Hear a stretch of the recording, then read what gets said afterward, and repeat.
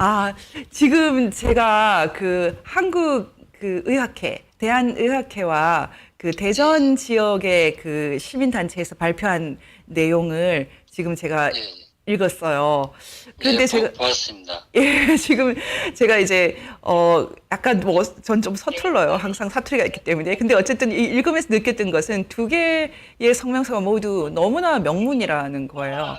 단순히 이런 그 의료인으로서의 그런 걱정뿐만 아니라 제가 볼 때는 그 우리 사회 전반에 대한 심각한 질병을 치료하는 그런 내용이라고 생각을 했거든요. 그래서 오늘 제가 홍성 교수님께 이제 질문을 드리는 것은 홍 선생님이 예전에 그 의약분업 사태 때문에 그때 옥고를 치르지 않으셨어요? 여보세요? 예, 예, 예. 그때와 지금 파업을 좀 비교해 주세요. 그게 첫 번째 아, 예, 질문입니다. 예.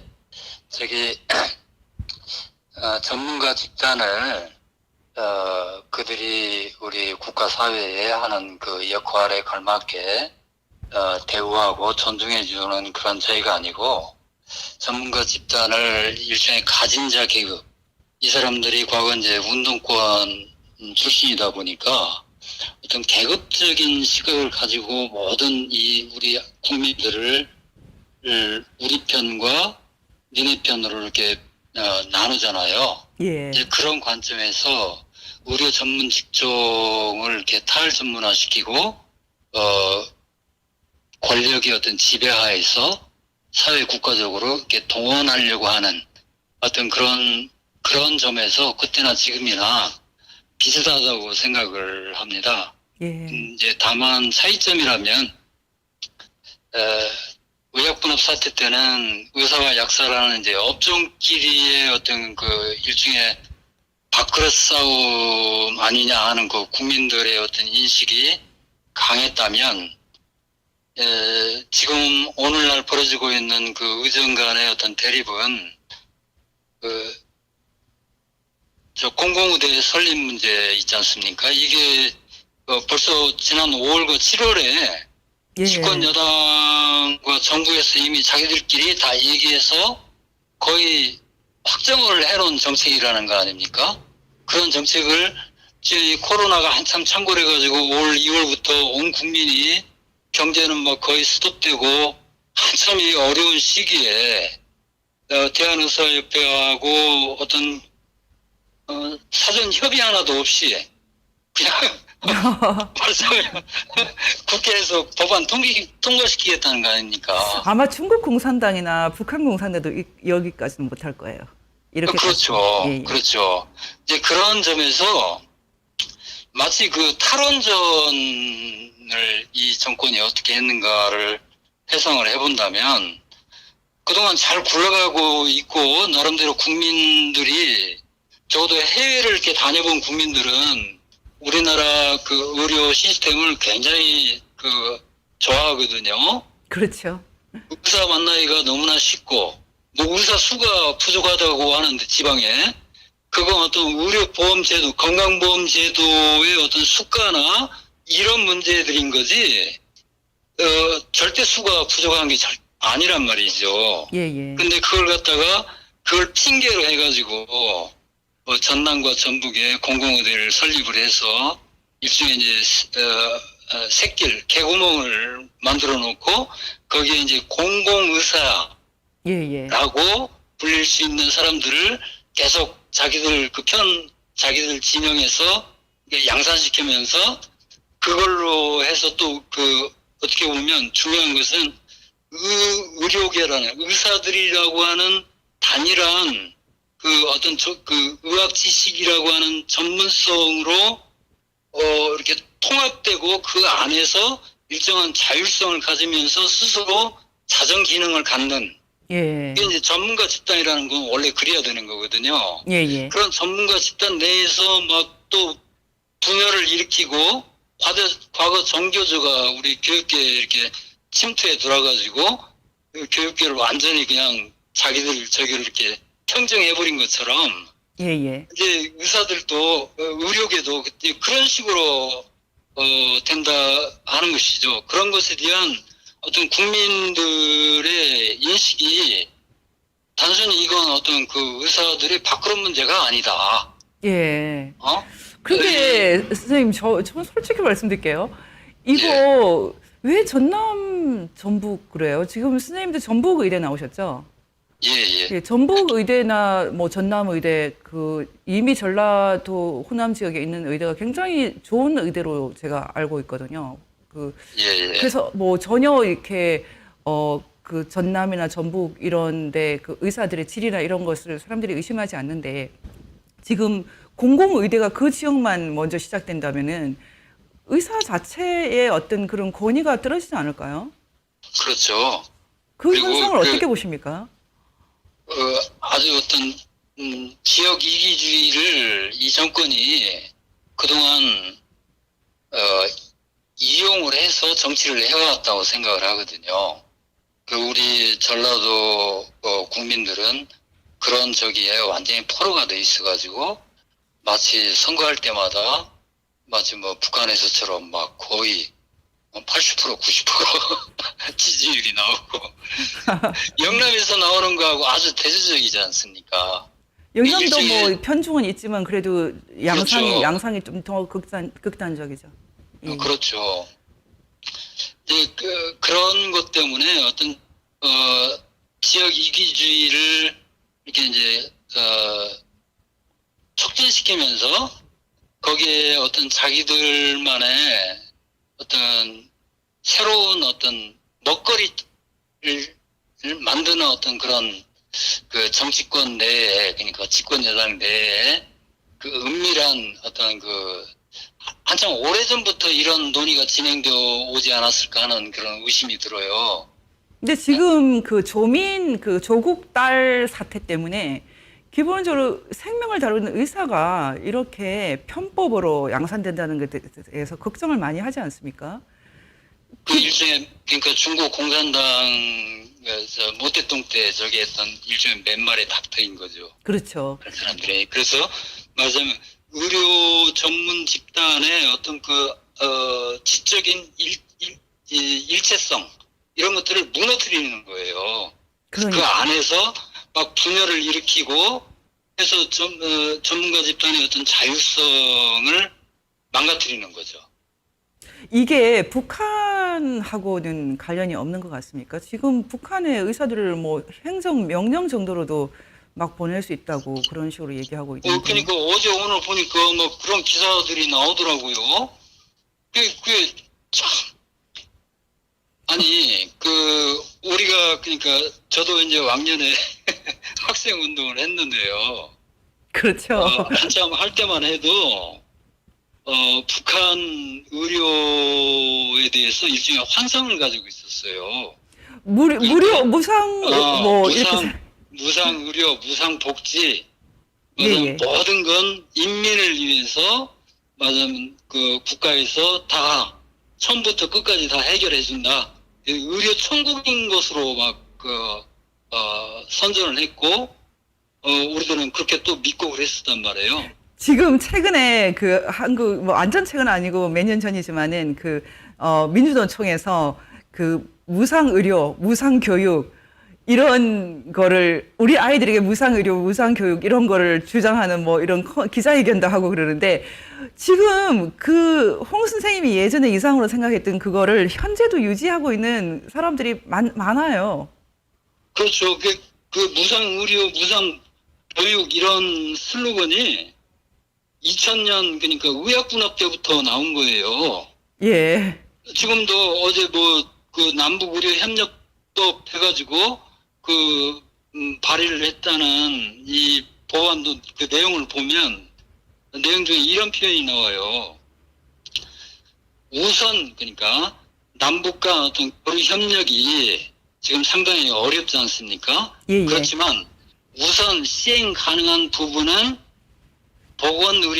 보건의료 분야가 아닌가. 예, 예. 이런 인식을 담고 있어요. 그러니까 일종의 인도주의적 어떤 관점이라는 거죠. 쉽게 근데- 말하면 유엔 제재를 피해 가겠다 이런 뜻이죠. 그렇죠. 근데 그 의료 천국이라는 북한이 지금 의료 시스템이 완전히 붕괴되어 버렸잖아요. 예. 예?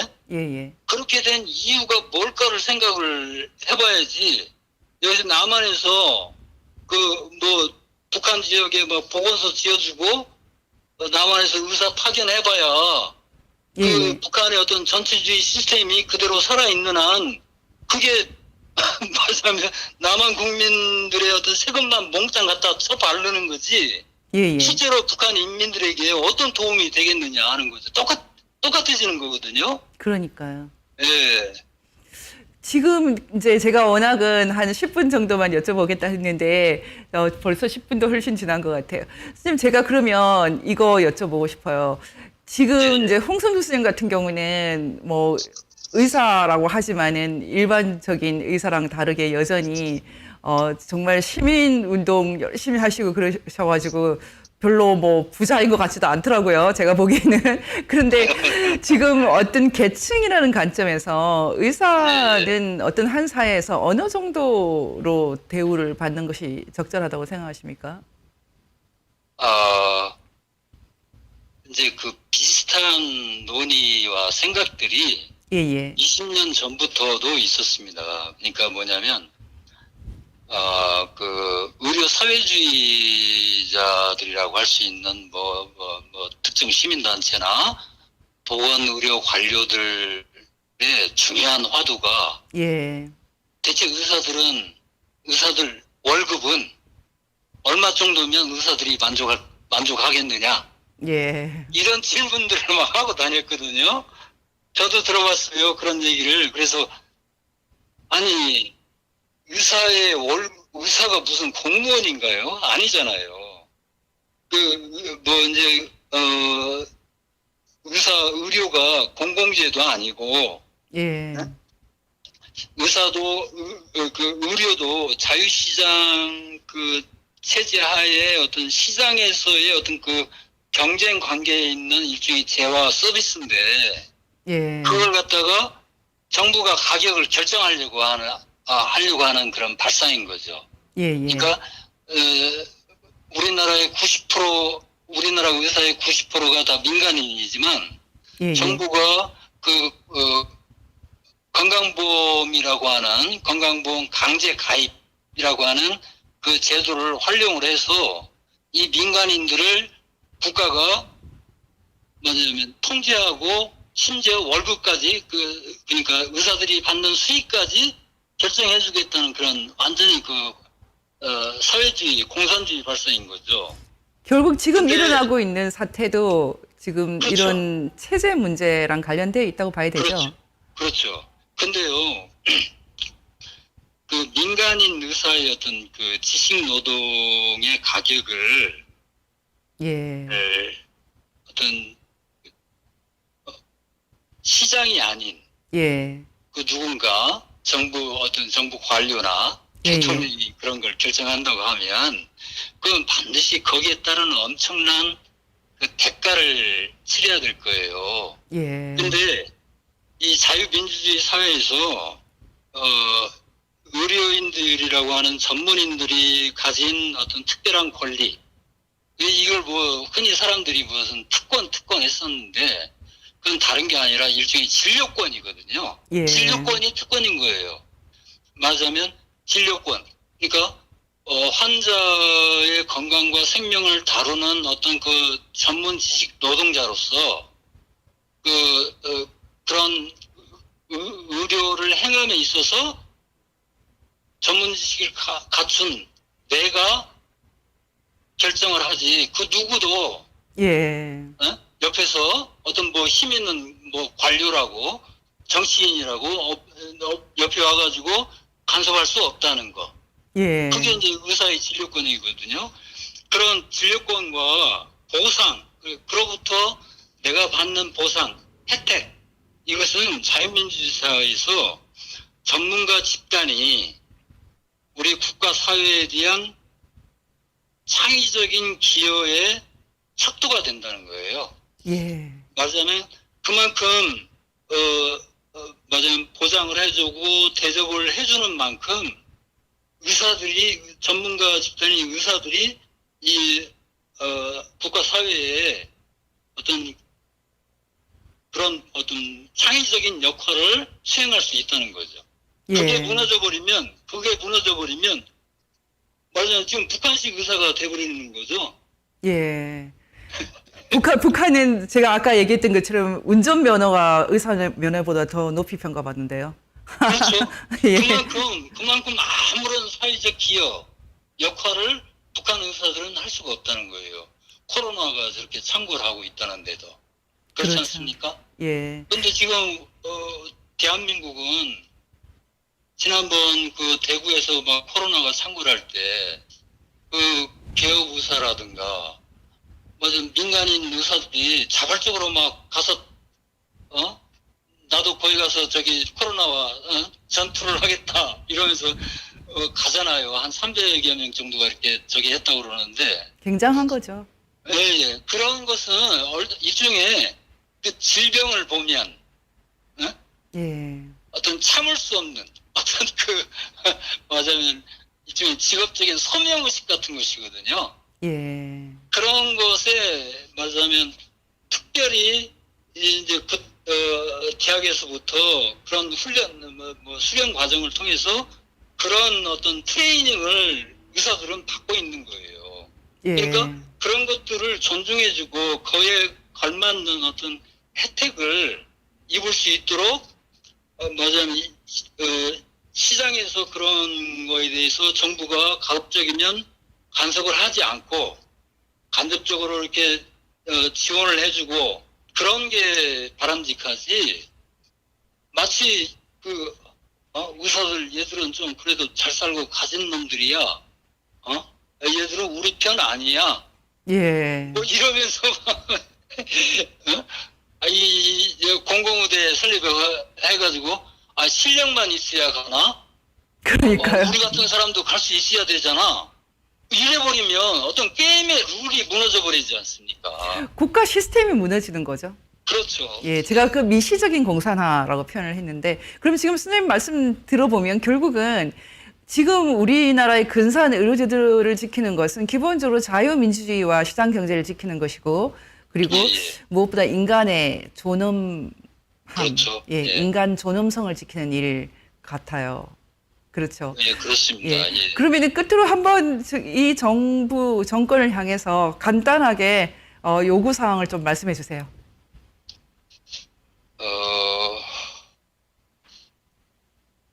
지금이라도 이제 과거 노무현 정부하고 지금 문재인 정부가 제가 보기에는 중요한 차이점이 있는데요.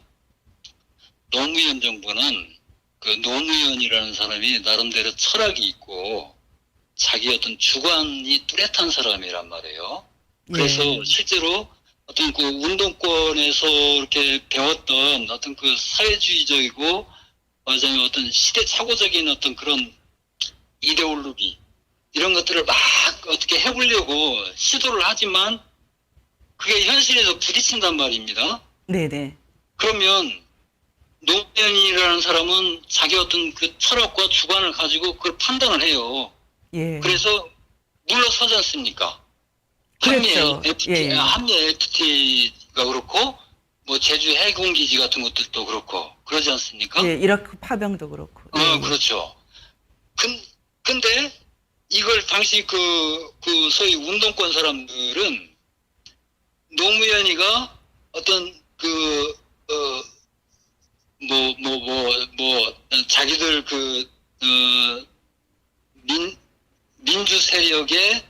민주화 세력의 어떤 그 가장 중요한 어떤 원칙과 가치를 노무현이 대신했다. 그렇죠. 이렇게 보는 거예요. 예? 그랬었죠. 그러면서 막판에 막 노무현 나가 죽어라 이런 식으로 자기들이 그랬잖아. 막상 죽고 나니까 또 우상하고 있죠. 죽고 나니까 막 숭배하고. 그러니까요. 근데 그래서 이 사람들이 문재인 같은 사람을 내세워가지고 한번 자기들이 그 학생 때 그 뒤로는 전혀 공부를 안 해가지고 세계가 어떻게 돌아가는지를 전혀 알 수 없는 과거의 어떤 레짐 자기들이 생각하던 그런 걸 한번 이제 문재인 일종의 이제 촛불혁명 정권이다 보니까 우리 국민들이 투표를 해서 대통령이 됐는데 자기들은 촛불혁명 정권이라고 생각을 하잖아요. 쿠데타를 일으켰다고 생각하죠. 그러니까 마음대로 그걸 이제 막 해보다가 보니까 이거 이제 맞으면 어떻게 뒤로 돌릴 수도 없는 거예요. 돌릴 수도 없고 돌리자니 이제 맞아면 너무 늦어버린 것 같고 앞으로 가자니 미래가 없고 진퇴양난이라고 저는 생각을 합니다. 근데 어떻게 해야 될까요? 아무리 진퇴양난이라고 하더라도 정말 그 나라와 국민을 생각을 한다면 예. 자기들 그 다 모아봐야 몇만 명이나 되겠어요. 자기들이 좀 쪽팔리고 저기 하는 게 낫지. 5천만 국민이 자기들 때문에 이 일종의 국가 전복 사태거든요. 그렇죠. 이러면서 완전히 경제가 무너지고 하는 것을 그 피해를 고스란히 우리 국민들이 당해야 됩니까? 저는 그 얘기를 좀 맞아요. 지금 현재 문재인 정권과 문재인 정권을 지지하는 과거 저랑 같이 했던 그 운동권 사람들에게 좀 충고를 좀 드리고 싶어요. 네, 지금이라도 돌이켜라 이렇게 말씀하셨어요. 그래야 말하자면 나중에 어떤 좀 자기 죄악을 좀 씻을 수 있는 어떤 동정이라도 받을 수 있는 거 아니겠어요? 예. 이대로 가면 이 사람들 한 채 앞에 미래가 없다니까요? 네. 전공의들이, 그리고 한국 의사들이, 이제 정부가 막 걸핏하면 행정명령 때리고, 업무 개시 명령 이런 거 해가지고 막 한다고 해봅시다. 그런다고 해서 한국 의사들이, 맞으면 북한이나 중국 사회처럼 이미 한국인들은 지난 70년 동안 자기들은 이제 이렇게 의식적으로 느끼지는 못했지만 자유를 만끽해온 사람들이거든요. 네. 네? 이제 이 정권이 완전히 유사선체주의적 그런 행태를 보이다 보니까 이 젊은 전공의 선생들도 정부라는 어떤 그 일종의 권력이 우리한테 이럴 수가 있어? 나의 어떤 그 자유와 내 삶의 터전을 이런 식으로 막 침해해서 들어올 수가 있어? 이런 저기를 이제 가지고 반발을 하는 것이거든요. 근데 그걸 자기들이 그야말로 자기들이 피를 흘리고 예를 들어서 북한 김정일이가 얘기했던 방식으로 그야말로 남한에서 대한민국에서 혁명을 일으켜가지고 국가를 완전히 전복하고 공산당 저기에 방해가 되는 1,000만 2,000만 다 싸그리 갖다가 집단 학살해버리고 그랬다면 몰라요. 그러니까요. 말하자면 사람들이 엄청 공포감을 느끼면서 그러니까 이 정부가 그런 행태를 보이면 보일수록 일부 이렇게 소심해지고 두려움을 느끼는 국민들도 없지는 않겠지만 이번 시무 7조 상소문에서 보는 것처럼 우리 국민들은 그런 정말 이 정권의 얼처구니 없는 그런 저기에 대해서 풍자와 조롱으로 나와버려요. 예. 지금 선생님 시간이 좀 가서요. 제가 그러면 마지막 말씀은 더 이상 우스꽝스러워지기 전에 이제 돌이키자 이렇게 정리를 하고 또 다음에 제가 연결하겠습니다. 너무 감사드려요. 오늘 좋은 말씀 감사합니다. 홍성주 선생님, 지산위원 홍성주 원장님 말씀 들어봤습니다. 감사합니다. 감사합니다.